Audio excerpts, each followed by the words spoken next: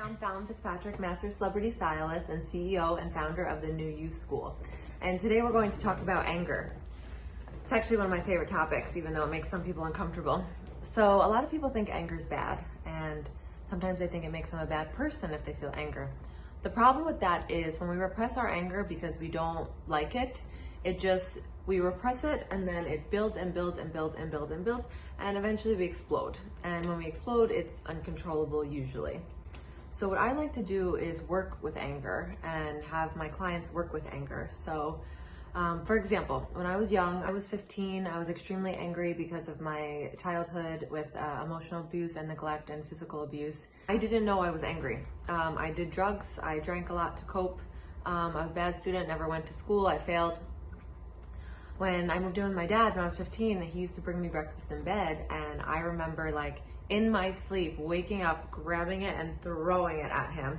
Like, you know, food that really makes a mess. And I remember feeling so bad because I was unconscious. It was literally like while I was sleeping, and I didn't realize it till after I woke up. So I started seeing the school therapist, and I realized that my background, you know, had really contributed to where I was at.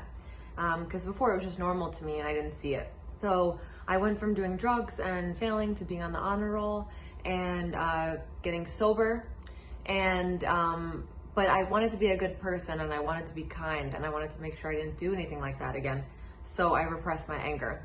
And it wasn't until my great grandmother died, who was my rock, when I was 24, that I really allowed myself to experience the full extent of my anger.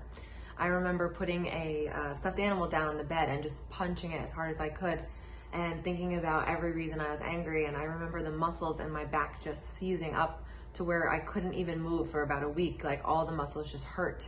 The reason I was so mad was my family didn't want to have a funeral for her, even though I felt like she spent her life serving other people. She really deserved it. So I was just mad.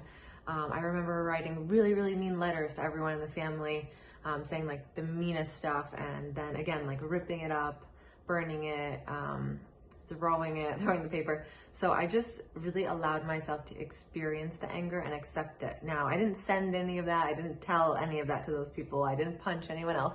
But you know, in some areas of healing, like Barbara Brennan's modality, they have these healers, you know, take styrofoam bats and pillows and just bring up everything that makes them mad and, you know, beat things. So even though psych says that when you bring up anger, it doesn't relieve it, it makes it worse.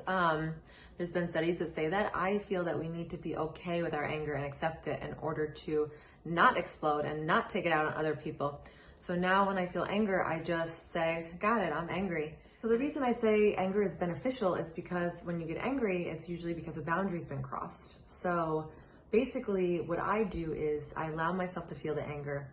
And what happens for me is my adrenaline, I can feel it go all the way up to the top of my head because I'm a quadruple Aries and I get angry very quickly, and Aries moon. And I feel it go up and I just say, okay, I'm angry, got it. Now, what boundary was broken of mine? Because a lot of times we're just angry at ourselves. So maybe we're mad that we didn't set a certain boundary or we're putting up with certain behavior. So then I wait until I'm calm most of the time. Sometimes I can't. Sometimes I have to say, this doesn't work for me. When you did this, it really doesn't work for me. And sometimes if I'm still angry, I don't come across too kindly. So I try my best, unless it's like a timely situation, I have to talk about it, that I calm myself down first. So deep breaths, maybe wait the next day, maybe wait the next week.